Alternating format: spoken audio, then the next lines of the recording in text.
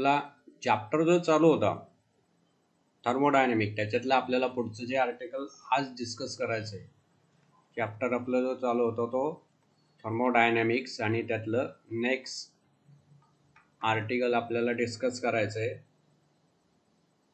Next article आपल्याला discuss करायचं आहे. कालचा जो पॉईंट आहे तोच पॉईंट आपल्याला पुन्हा एकदा पुढे कंटिन्यू करायचा आहे. आणि तो पॉईंट झाल्याच्या नंतर 2 ते 3 फिगर आहेत, त्या फिगरही आपल्याला एक्सप्लेन करायचं आहेत. त्यानंतर आहे ते PV डायग्राम्स, तो एक महत्त्वाचा पॉईंट आहे. तर त्याच्या आधी कालचं जे आपण पॉईंट एक्सप्लेन केला होता, 3 फिगर होत्या बघा. फर्स्ट लॉ ऑफ थर्मोडायनॅमिक, आणि त्यानंतर ज्या 3 फिगर पेज नंबर 82 वरचे आपण केल्या होत्या. नाव today's article is article number 4.6. आज जे आपल्याला डिस्कस करायचे ते थर्मोडायनॅमिक स्टेट व्हेरिएबल्स. तसं थर्मोडायनॅमिक स्टेट याचे जे कन्सेप्ट आहे ते थर्मोडायनॅमिक स्टेट आणि त्याचे व्हेरिएबल्स हा पॉईंट याच्या आधी 2-3 आर्टिकलमध्ये मी एक्सप्लेन केला होता. तरीही पुन्हा एकदा आपल्याला या पुढच्या पॉईंटमध्ये डिस्कस करावं लागेल. Property of the system or system variable, अशा दोन्ही त्याला टायटल्स आहेत. कोणत्याही सिस्टीमचे मेजरमेंट जर घ्यायचे असतील तर त्याच्यासाठी लागणाऱ्या ज्या क्वांटिटी आहेत त्या क्वांटिटीला generally property of the system or system variables असं म्हटलं होतं. त्याची सिम्पलेस्ट डेफिनेशन अशी आहे, it is a measurable or observable characteristic of the system when system remains in equilibrium.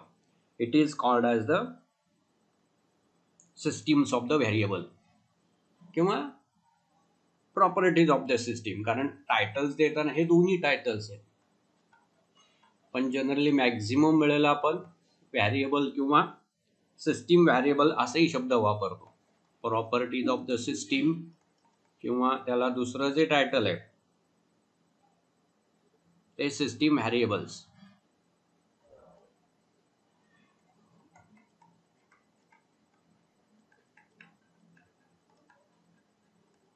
System variables असं त्याचं टायटल आहे. आता सिस्टीमचे जे मेजरेबल क्वांटिटीज आहेत त्या मेजरेबल क्वांटिटी जनरली कोणकोणत्या आहेत, त्यातली 3 तुम्हाला मागच्या वेळेला सांगितल्या आणि त्याच जनरली आपण या आर्टिकलमध्ये किंवा या चॅप्टरमध्ये वापरतो. Pressure, volume, temperature. पण या प्रेशर, व्हॉल्यूम, टेम्परेचरच बरोबर त्या सबस्टन्सची डेन्सिटी आणि त्याचं मास हे पण मेजर केलं जातं. त्यामुळे ह्या ज्या 5 क्वांटिटी आहेत याला सिस्टीम व्हेरिएबल्स असं म्हटलं जातं. एखाद्या थर्मोडायनॅमिक प्रोसेसमध्ये प्रेशर, व्हॉल्यूम, टेम्परेचर, डेन्सिटी किंवा मास याच्यापैकी कोणताही किंवा सगळ्या क्वांटिटी चेंज होऊ शकतात. कोणत्याही क्वांटिटी त्याच्यामध्ये चेंज होऊ शकतात. यांना म्हटलं जातं properties of the system or system variables. आता हे जे व्हेरिएबल्स आहेत हे व्हेरिएबल ऍक्च्युअली 2 टाईपचे आहेत. व्हेरिएबल 2 टाईपचे आहेत. एक आहे इंटेन्सिव्ह अँड एक्सटेन्सिव्ह व्हेरिएबल. मग आता इंटेन्सिव्ह कोणाला म्हणायचं आणि एक्सटेन्सिव्ह कोणाला म्हणायचं? There are 2 types of system variable. There are 2 types of system variable. First is intensive and second is extensive variable. आता इंटेन्सिव्ह कोणाला म्हणायचं आणि एक्सटेन्सिव्ह कोणाला म्हणायचं, and second is extensive. Points of आहेत, फक्त टायटल्स थोडेसे नव्हेत. इंटेन्सिव्ह आणि एक्सटेन्सिव्ह व्हेरिएबल्स हे जे 5 व्हेरिएबल्स आहेत, pressure, volume, temperature, density and mass, ह्याच्यापैकी काही इंटेन्सिव्ह व्हेरिएबल्स आहेत आणि काही extensive variables. Intensive variable does not depend on the size of the system. सिस्टीमची जी साईज आहे त्याच्यावर हे इंटेन्सिव्ह व्हेरिएबल्स डिपेंड नाही आहेत. मग आपल्याला इथे टायटल्स टाकता येईल, it is independent on size of the system. Example घेतलं की कळल. It is independent on size of the system. Extensive variable जे ते मात्र त्याच्या साईजवर डिपेंड आहे. Extensive variable depends on size of the system. उदाहरणाच्या वेळेला कळल. असे हे इंटेन्सिव्ह आणि extensive types of the variables. उदाहरण घेऊ म्हणजे आपल्याला थोडंसं कळल की एक्सटेन्सिव्ह कोणते आणि इंटेन्सिव्ह कोणत्या प्रकारचे.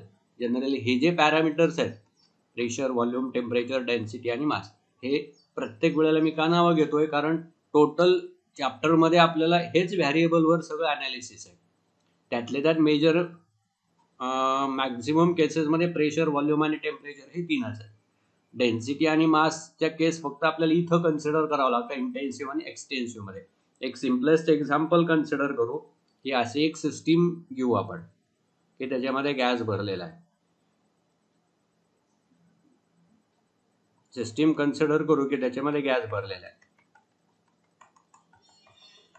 आता जो गॅस भरलाय त्याची काहीतरी डेन्सिटी, प्रेशर, व्हॉल्यूम, मास, टेम्परेचर हे असतील आणि त्याचे आपण 2 कंपार्टमेंट केले. आता 2 कंपार्टमेंट केल्याच्या नंतर काय होईल, ज्या वेळेला आधी कंपार्टमेंट न करता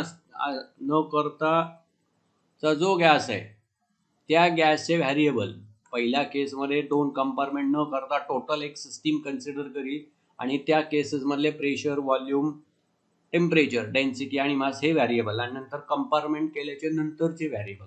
आता कंपार्टमेंट केल्यानंतर कसं होतं, कंपार्टमेंट केल्यानंतर त्याचा मास बदलत, त्याचं व्हॉल्यूम बदलत, साईज कमी झाली की हे 2 व्हॅरिएबल चेंज होतात.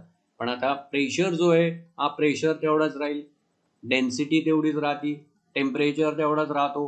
पूर्ण सिस्टीम घेतली काय किंवा त्याचे 2 कंपार्टमेंट घेतलं काय, पूर्ण सिस्टीम घेतली काय किंवा त्याचे 2 कंपार्टमेंट घेतलं काय, हे जे पॅरामीटर्स आहेत हे सगळे कॉन्स्टंट राहतात. साईज छोटी केली किंवा मोठी केली, जोपर्यंत हे टेम्परेचर किंवा प्रेशर बदलत नाही तोपर्यंत साईज किती लहान झाली किंवा मोठी झाली तरी हे तिन्ही व्हॅरिएबल हे कॉन्स्टंट राहतात. म्हणून यांना म्हटलं जातं इंटेन्सिव्ह व्हॅरिएबल्स. याच्या उलट आपण याचे 2 कंपार्टमेंट केले तर इथलं मास कमी होईल, इथली डेन्सिटी मात्र कॉन्स्टंट राहते. मग हे जे मास हा जो parameter it is extensive parameter. कारण आणि अजून एक असते त्याची इंटरनल एनर्जी. पण आता इंटरनल एनर्जी पेक्षा आपण इथे जे कन्सिडर करतोय ते फक्त सिस्टीम्स ऑफ द व्हॅरिएबल. त्याच्यामुळे मास जे it is extensive parameter, while these 3 pressure, density or temperature are the intensive variables. असे 2 प्रकारचे. एक सिस्टीम आणि त्याचं डिवायडेशन केल्यानंतर चेंज होणार आहे त्याची डेफिनेशन सिंपल आहे. एक साईजवर जे पॅरामीटर डिपेंड आहे, म्हणजे साईज कमी जास्त झाली तर जे पॅरामीटर बदलतात, साईज कमी जास्त झाली तर जे पॅरामीटर बदलतात त्या पॅरामीटरला म्हटलं जातं इंटेन्सिव्ह पॅरामीटर बदलतात, त्यांना म्हटलं जातं एक्सटेन्सिव्ह पॅरामीटर. आणि साईज कमी जास्त झाली तरी न बदलणारे जे पॅरामीटर आहे त्यांना म्हटलं जातं इंटेन्सिव्ह पॅरामीटर. असे हे 2 प्रकारचे. नाव नेक्स्ट थर्मोडायनॅमिक इक्विलिब्रियम. आपल्याला पुढचा जो महत्वाचा पार्ट आहे तो थर्मोडायनॅमिक इक्विलिब्रियम. इक्विलिब्रियमचा कन्सेप्ट थोडासा आपला झाला होता, पुन्हा आपल्याला तोच पाहायचा आहे, पण तो थोडासा अजून जनरलाइज करून पाहायचा आहे. आणि मग त्या इक्विलिब्रियमचे काही टाइप्स आहेत.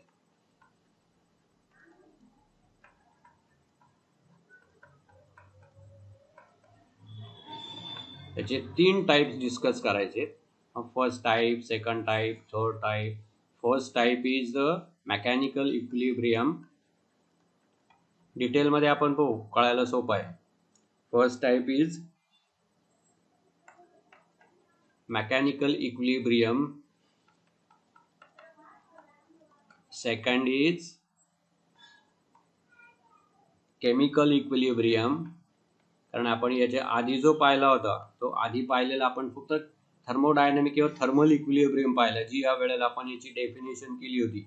इक्विलिब्रियमची ज्या वेळेला डेफिनेशन केली होती त्यावेळेला आपण फक्त थर्मल इक्विलिब्रियम पाहिला.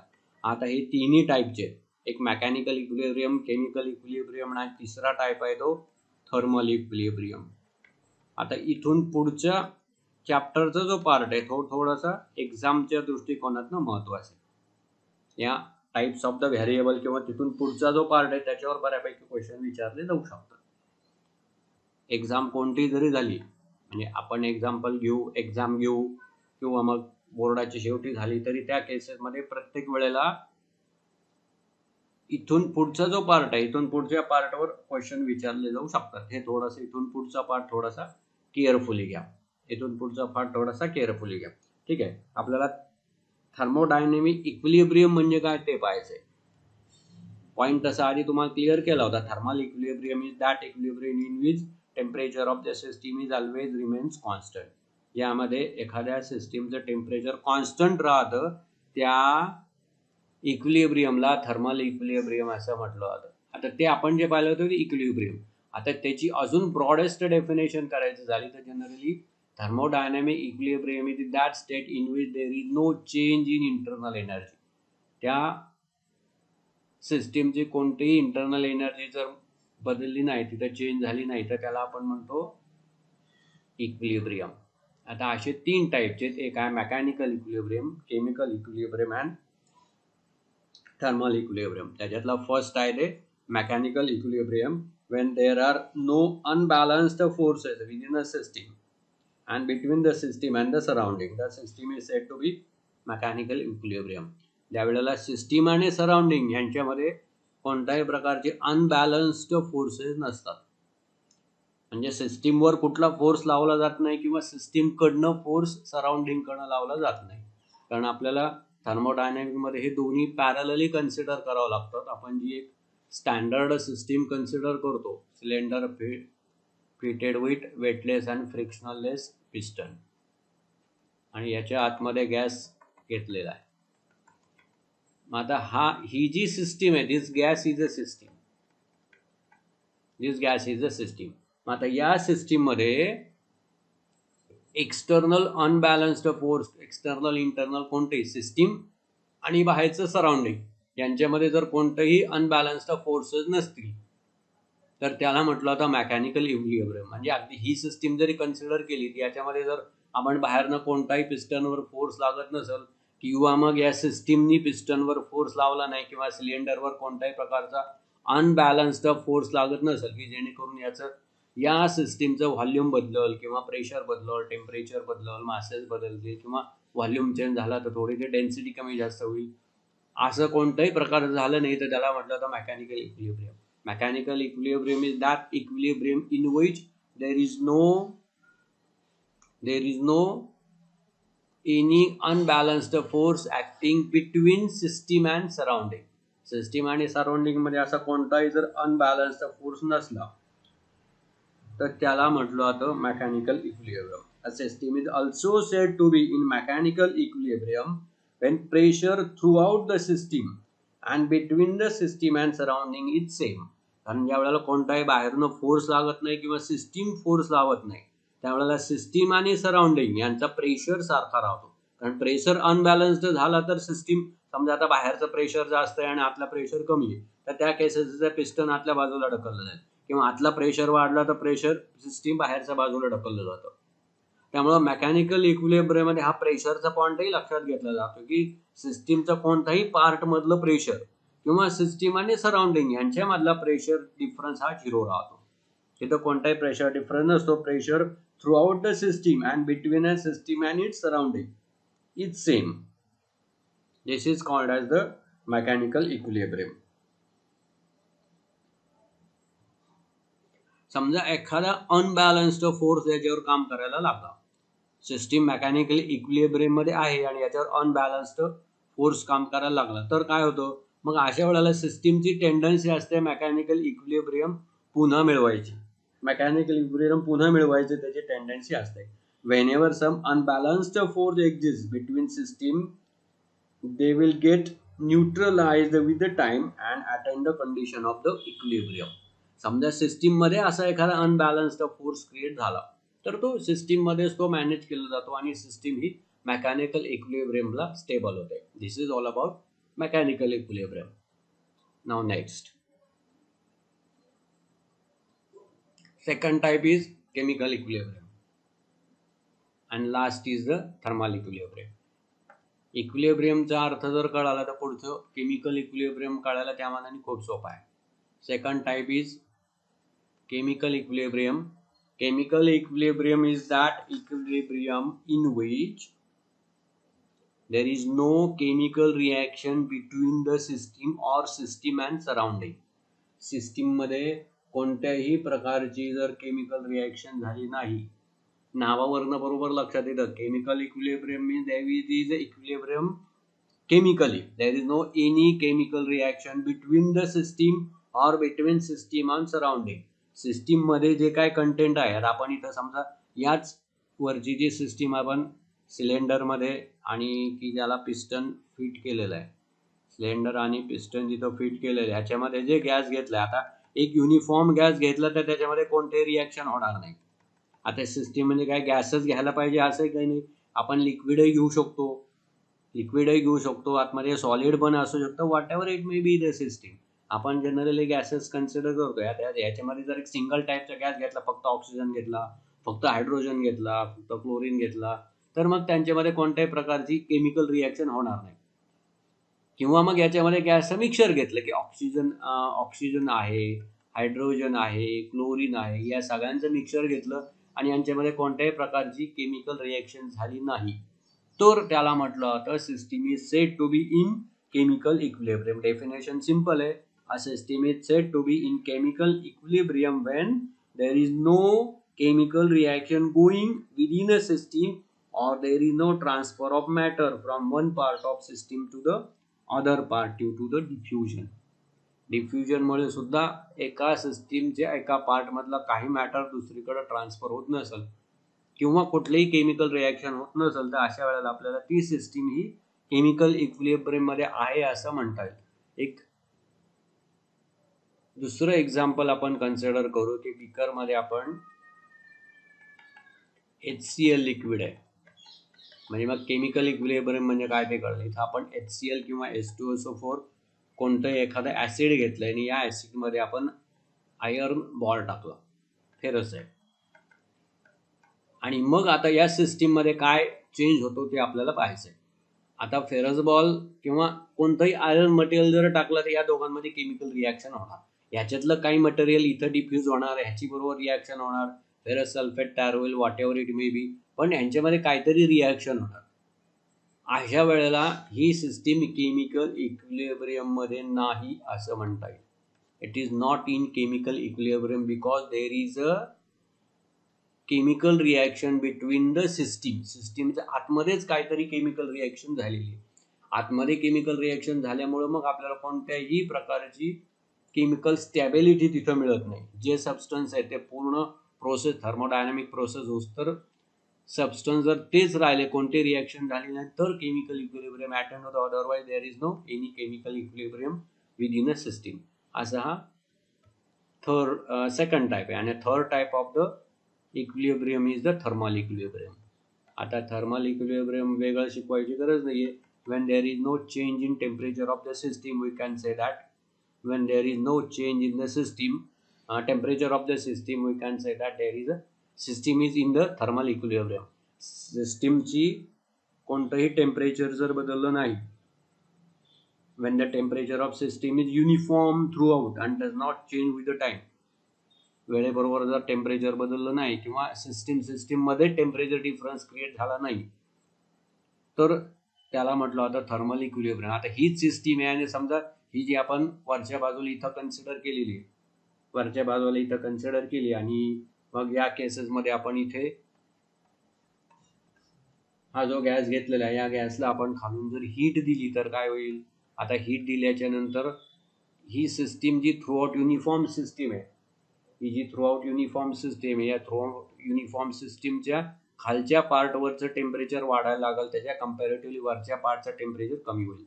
खालच्या पार्टचं टेम्परेचर जास्त होईल, वरच्या पार्टचं टेम्परेचर याच्या कम्पॅरेटिव्हली कमी होईल. तिथे काहीतरी टेम्परेचर डिफरन्स क्रिएट होईल. मग त्या केसेसमध्ये आपल्याला असं म्हणता येणार नाही it is in thermal equilibrium. We can say that the system is not in thermal equilibrium because there is a temperature difference between the system. त्यामुळं थर्मल इक्विलिब्रियम मध्ये आपल्याला हा टेम्परेचर हा व्हेरिएबल कन्सिडर करावा लागतो. केमिकल इक्विलिब्रियम मध्ये chemical reaction consider करावी लागते आणि मेकॅनिकल इक्विलिब्रियम मध्ये अनबॅलन्स्ड फोर्सेस कन्सिडर करावे लागतात की सिस्टीमवर कोणता बाहेरनं फोर्स जो अनबॅलन्स आहे की ज्याच्यामध्ये सिस्टीमचा एखादा पॅरामीटर चेंज होईल, इंटरनल एनर्जी बदलेल. ही तिन्हीचंही तुमच्या एक लक्षात येईल. तिन्ही केसेसमध्ये जर इक्विलिब्रियमची कंडिशन पाहिली तर एकमेव कंडिशन मेंटेन केली जाते, ती असते त्याची इंटरनल एनर्जी. ज्या वेळेला सिस्टीम कोणत्याही, it may be mechanical, it may be thermal, it may be chemical और तिन्ही जरी असतील तरी तिन्ही केसेस इक्विलिब्रियम मध्ये असेल की तिथं त्याची इंटरनल एनर्जी कॉन्स्टंट असते. समजा काही कारणामुळे त्याची इंटरनल एनर्जी बदलली तर मात्र त्याची इंटरनल एनर्जी जर बदलली तर मात्र मग कुठलं तरी एक इक्विलिब्रियम अनबॅलन्स झालेला असतो. सिस्टीम कोणत्या तरी एका इक्विलिब्रियम मध्ये नसते. ती थर्मल असेल, मेकॅनिकल असेल और केमिकल असेल. This is all about these 3 types of the equilibrium: chemical, thermal and mechanical. असे 3 टाईपचे इक्विलिब्रियम. आता याच्यावरती क्वेश्चन येऊ शकतो. त्याच्यामुळं थोडंसं प्रिपेअर करताना मात्र हे थिनी आता लक्षात ठेवायला सोपं आहे, फारसं काही अवघड नाही. थर्मल आणि इक्विलिब्रियम क्वेश्चन आला तर लिहिणं सोपं आहे. त्याचं 2च पॉईंट आहेत, एक म्हणजे डेफिनेशन आणि दुसरं एखादा एक्झाम्पल. आणि डेफिनेशन लक्षात ठेवणं सोपं आहे. शॉर्ट आन्सर किंवा 3 मार्काचा क्वेश्चन मध्ये येऊ शकतो. What are different types of the thermodynamic equilibrium. तर मग हे 3 टाईप आपल्याला एक्सप्लेन करायला लागते. This is all about this article. Now next part is thermodynamic state variable and equation of the state. आपला चॅप्टर जसा पुढे चाललाय तसे आपल्याला पुढचे महत्वाचे काही आर्टिकल्स एक्सप्लेन करायचे डिटेलमध्ये की ज्याच्यावर क्वेश्चन विचारला जाऊ शकतो. और next article is equation of the state. हे इक्वेशन ऑफ द स्टेट आपल्याला इथून पुढच्या पार्टमध्ये डिस्कस करायचे. Next is equation of state.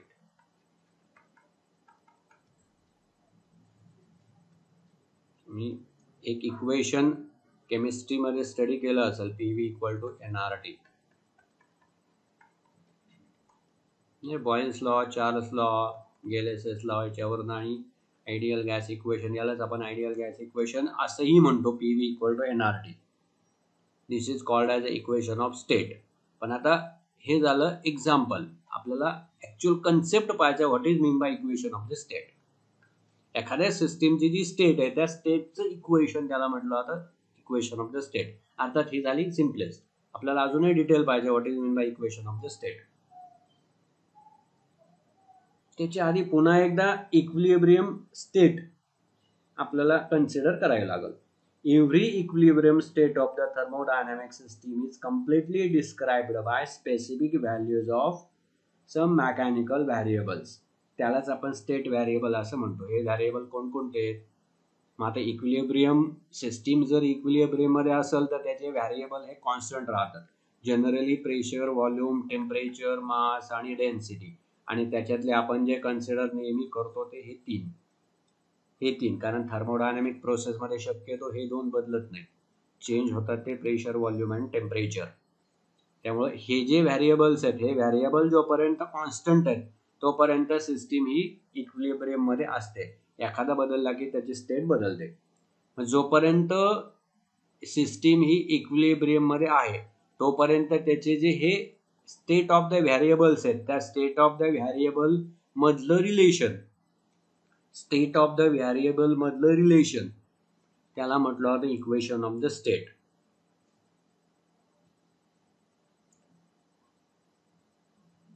Thermodynamic state variable आणि त्यांचं एकमेकाशी असलेलं रिलेशन. आता व्हेरिएबलचा जो पार्ट आहे, thermodynamic state variable describe the equilibrium state. दोन्ही इक्विलिब्रियम मध्ये असताना त्यांचे जे व्हेरिएबल कॉन्स्टंट आहे ते स्टेट व्हेरिएबल्स किंवा त्या सिस्टीमचे स्टेट व्हेरिएबल.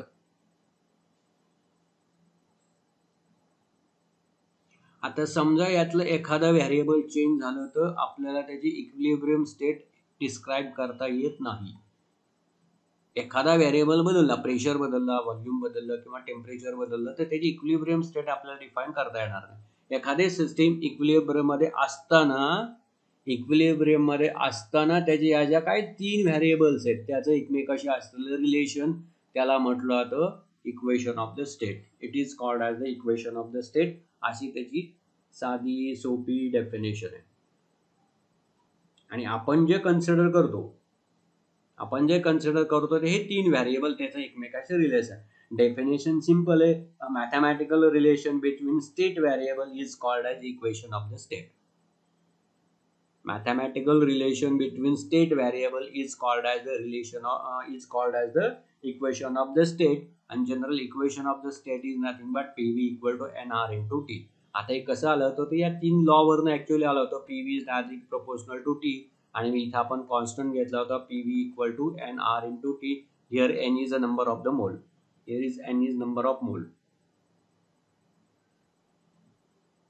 नेक्स्ट पुढचा पॉइंट थोडासा अजूनही महत्वाचा आहे. Figure number 4.10 PV diagram.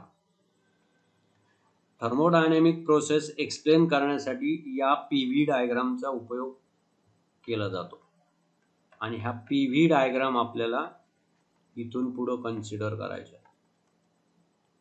त्याच्या आधी आपल्याला पाहायचं आहे what is mean by PV diagrams. What is mean by PV diagram? Our simplest system, let us consider a gas filled in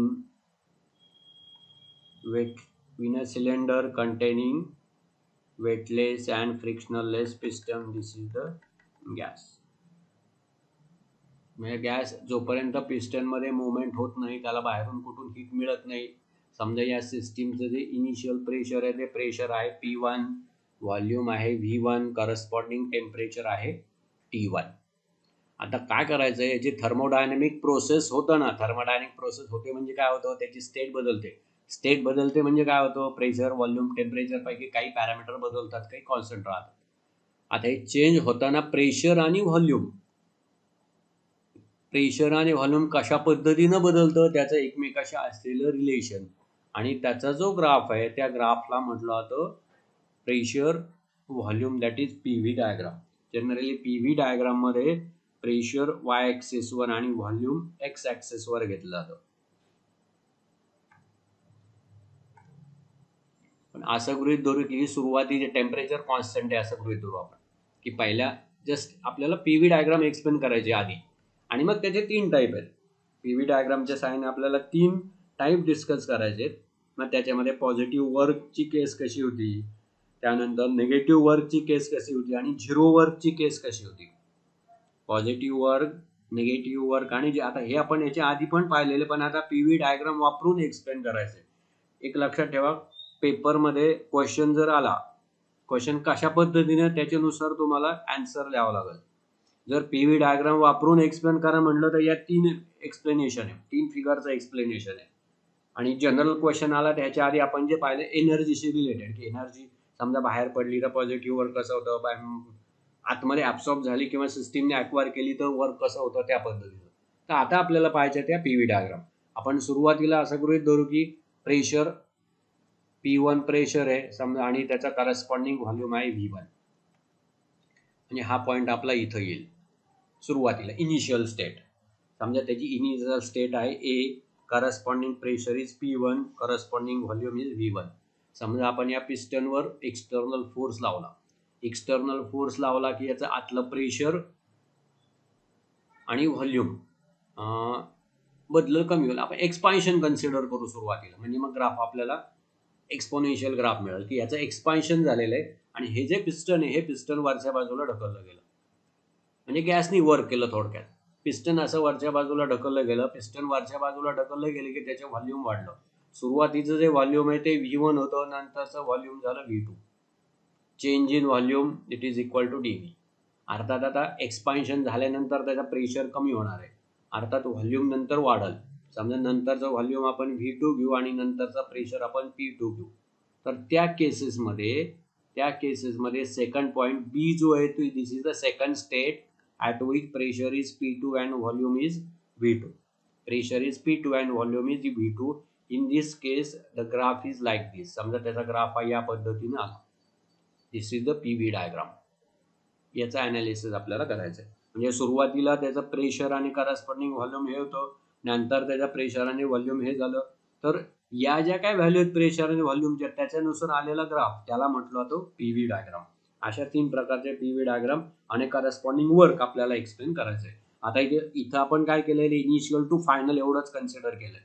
initial to final म्हणजे एखादा गॅसचं एक्सपान्शन होतं ना, आता एक्सपान्शन काही सडन होत नाही की एका सेकंदाला पिस्टन इथं होतं आणि त्याच सेकंदाला लगेच इथं गेलं, असं होत नाही. मध्ये काहीतरी 1 सेकंद, अर्धा सेकंद, पाऊण सेकंदाचा गॅप जातो, डिले जातो, पिस्टन वरती वरती ढकलत एक्सपान्शन होत जातं.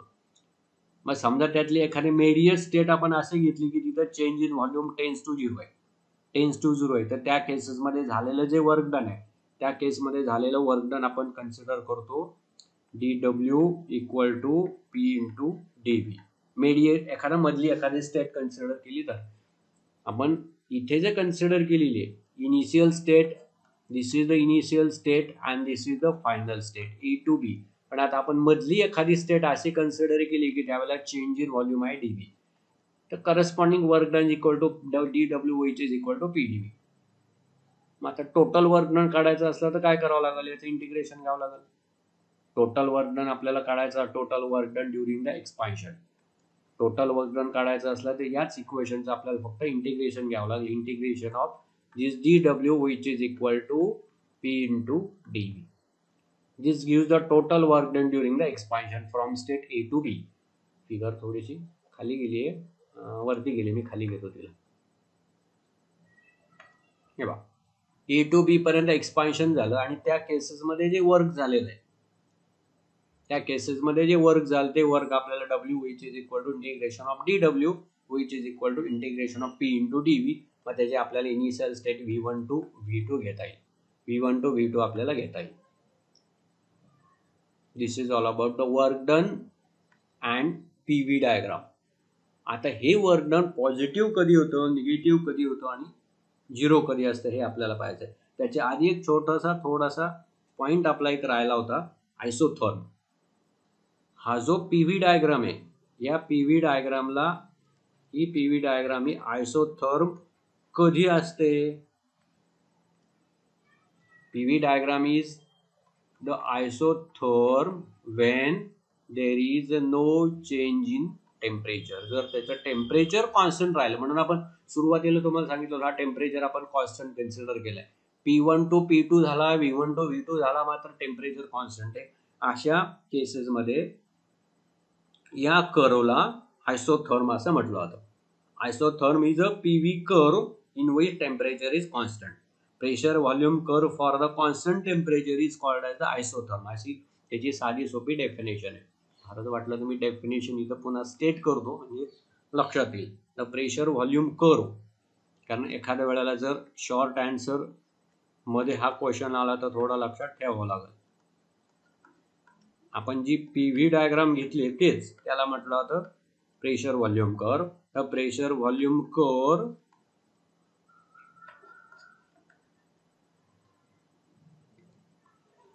for or at a constant temperature, at a constant temperature is called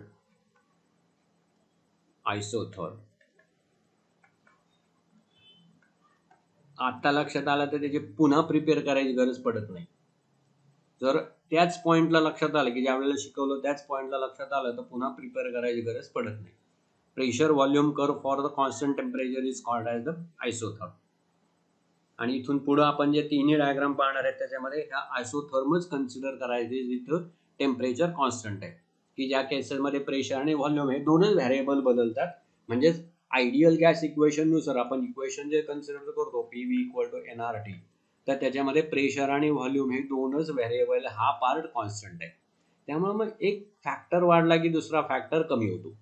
म्हणजे त्यामुळे येताना कर्व जो आहे आपला पीव्ही डायग्राम वरती, पीव्ही डायग्राम जर तुम्ही पाहिली तर ही पीव्ही डायग्राम ही अशी ए टू बी एक्सपोनेन्शियल कर्व आहे. मग आता स्टेट ही नेमकी कशी बदलती, ए टू बी बदलती का बी टू ए बदलती, it depends upon the work. It may be positive और इट मे बी निगेटिव्ह. आता पॉझिटिव्ह वर्क कधी होतं आणि निगेटिव्ह वर्क कधी होतं हे आपल्याला एक्सप्लेन करायचं. पॉझिटिव्ह वर्क कधी आणि निगेटिव्ह वर्क कधी तो पॉईंट आपल्याला एक्सप्लेन करायचा आहे पुढच्या 3 फिगरमध्ये. तिन्ही फिगरमध्ये आपल्याला हाच पॉईंट करायचा आहे. Now consider a PV diagram like this. In first case, पहिल्या केसेसमध्ये PV डायग्राम अशा पद्धतीनं कन्सिडर केली. Let us consider pressure and corresponding volume. Initial state is state A, final state is state B. Initial state is A, final state is B. On this axis this is the pressure and volume. Initial state चा corresponding pressure आहे P1 आणि त्याचा corresponding volume जे आहे corresponding volume आपण घेऊ V1. नंतर त्याची स्टेट चेंज झाली म्हणजे system A to B transfer झाली. System A to B transfer झाले. स्टेट बदलल्याच्या नंतर त्याचा करस्पॉन्डिंग प्रेशर जो आहे हा करस्पॉन्डिंग प्रेशर झाला P2 अँड करस्पॉन्डिंग व्हॉल्यूम झाला V2. आता आपल्याला चेंज इन व्हॉल्यूम जो आहे हा चेंज इन व्हॉल्यूम झाला V2 minus V1 which is equal to dV. Change in volume V2 minus V1 which is equal to dV.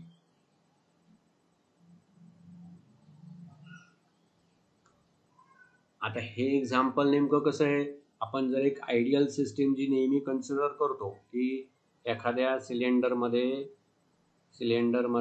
की ज्याला पिस्टन फिट केलेलं आहे त्याच्यामध्ये गॅस घेतलेला आहे. आता जिथं व्हॉल्यूम वाढतं आणि प्रेशर कमी होतो त्या केसेसमध्ये एक्सपान्शन होतं. पिस्टन हे वरच्या बाजूला ओढलं जातं. पिस्टन वरच्या बाजूला ओढलं की व्हॉल्यूम इन्क्रीज होतो, गॅस एक्सपान्शन होतो. त्या केसमध्ये व्हॉल्यूम इन्क्रीज होईल, डीव्ही जे हे डीव्ही पॉझिटिव्ह होईल. डीव्ही पॉझिटिव्ह झाला की ह्याचं जे इंटिग्रेशन आहे, हे जे इंटिग्रेशन आहे फ्रॉम V1 टू V2 याचं इंटिग्रेशन जर घेतलं PdV, तर दिस PdV is always greater than 0 because V2 is greater than V1. मग याच्या केसमध्ये हे जे इंटिग्रेशन आलेलं आहे, कारण हे जे इंटिग्रेशन येतं integration of PdV it is a work done. It is a work done W, कारण आपण हे जे dW घेतो PdV इंटिग्रेशन घेतलं की वर्क होईल. मग हे जे आलेलं वर्क आहे this work is always positive work. त्या केसमध्ये याला म्हटलं होतं positive work. A work done by the gas in this case is a positive because volume of the gas is increase. कारण इथं गॅसचं व्हॉल्यूम हे इन्क्रीज झालेलं आहे. इथं गॅसचं व्हॉल्यूम हे इन्क्रीज झालं आहे. 2 मिनिटामध्ये टाइम इथला टाइम वेगळा दिसतोय 43. ठीक आहे, 2 मिनिटामध्ये आपण संपवूया. म्हणजे तिसरी जी केस आहे सेकंड केस आहे की जिथं रिव्हर्स डायरेक्शनने जातो. सेकंड केसमध्ये गॅसचं कॉम्प्रेशन होतं. गॅसचं कॉम्प्रेशन होताना कसं होईल, समजा गॅस कॉम्प्रेस होताना दिस इज द इनिशियल स्टेट. आता इथं इनिशियल स्टेट आपण घेऊ B आणि फायनल स्टेट आपण घेऊ A. म्हणजे गॅस या पद्धतीने इथून या बाजूला मूव्ह झाला. आता इकडे मूव्ह झाल्याच्या नंतर कसं होईल, इथं इनिशियल स्टेट जी आहे corresponding pressure is P1, corresponding volume is V1 आणि इनिशियलला आपण corresponding P2 and V2 corresponding volume is V2. आता इथं गॅस जर आपण कॉम्प्रेस केला म्हणजे आता मगाचं जे सिलेंडर आपण कन्सिडर केलं त्या केसेसमध्ये आपण गॅस जर कॉम्प्रेस केला तर व्हॉल्यूम कमी होईल. In this case this change in volume is always negative आणि चेंज इन व्हॉल्यूम जर निगेटिव्ह झालं तर त्या केसेसमध्ये PdV जो आहे हा PdV नेहमी निगेटिव्ह येतो. मग त्या केसेसमध्ये अर्थातच वर्क डन हे नेहमी 0 राहतं. This is the second case. And in third case if there is no change in volume dV is 0. In this case again work done is 0. अशा 3 केसेस आहेत. एक पॉझिटिव्ह वर्क, निगेटिव्ह वर्क आणि 0. उद्याच्या पिरियडला पुढच्या लेक्चरला आपण पुन्हा या तिन्ही फिगर डिटेलमध्ये एक्सप्लेन करू आणि पुढच्या आर्टिकलकडे जाऊया, थर्मोडायनॅमिक प्रोसेसेस. आजच्या दिवस आपण इथे थांबूया.